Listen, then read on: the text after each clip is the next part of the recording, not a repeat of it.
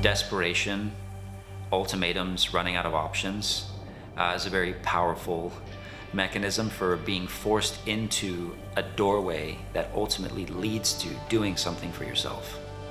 My goal in seeking treatment for substance abuse was rooted in the fact that I needed to find my way back from oblivion.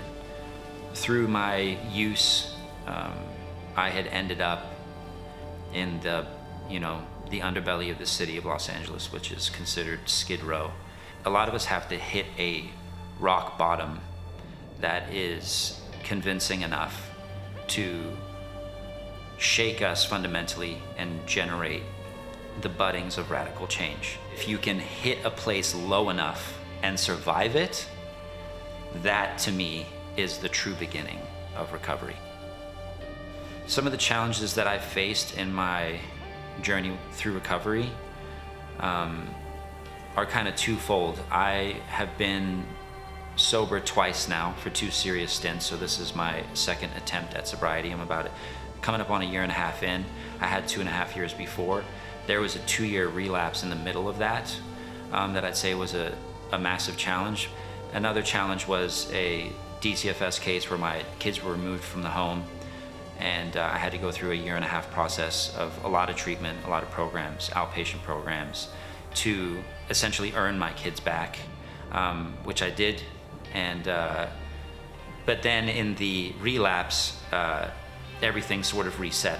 It was the threat of losing my kids again in and out of courtrooms, the process of divorce, eviction, cars being repossessed, and essentially rendering me homeless, and kind of perpetually couch surfing until I used up all my couch surfing coupons, and then ended up on the street for real, like really with nowhere to go, like sleeping in a car until that broke down, and then Skid Row, and that was sort of my last option left. When people first arrive to treatment, their experience varies. The common thread for me is that I feel like people are re-entering Earth's atmosphere. I try to tell them that they're in that shuttle going through that like resistance, and they're literally on fire, and their nervous system is wrecked, and they're kind of flying solo without the assistance of their drug of choice. That period of time is temporary, and getting people to understand that it's temporary is part of getting them to settle into recovery and actually give it a chance so it can take root.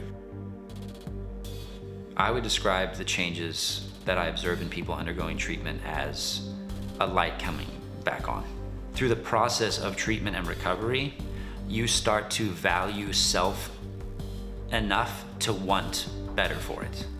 You genuinely see someone show up as drastic as an empty vessel, and that same person that seems like a lost cause or so far off the path that they're not reachable can, within weeks, with the right care, the right treatment, the right energy and people around them, the right encouragement, the right nutrition, the multidisciplinary holistic approach to care, can do a complete 180. The role of gratitude in my life is crucial. I think it's the only reason that I haven't self-sabotaged my way out of everything that's working. Gratitude is the antidote to self-sabotage. Because if you remain grateful for what is working, you won't let what's not become heavy enough to throw you off balance. My life today, in comparison to how it was even a year ago, is night and day. I've got a decent job, I have a purpose-driven job and a real career trajectory. I have constant contact with my children. I'm, for the most part, more physically healthy than I've been in a long time. Why would I consider my recovery a success? I think that success is a tricky word because it kind of insinuates that there's a completion of sorts, some kind of an arrival, when really the deeper I've gotten into recovery, the more I realize that there is no finish line. The work doesn't end. Death is not a diploma. I think the more we accept that it's going to be perpetual work, the more at peace will be in our recovery process. I'd say that my recovery is as successful as the day that I'm having. That's an expansion on one day at a time. The only thing you can bank on is right now. So if you stay intentional right now, you can ensure recovery in the future.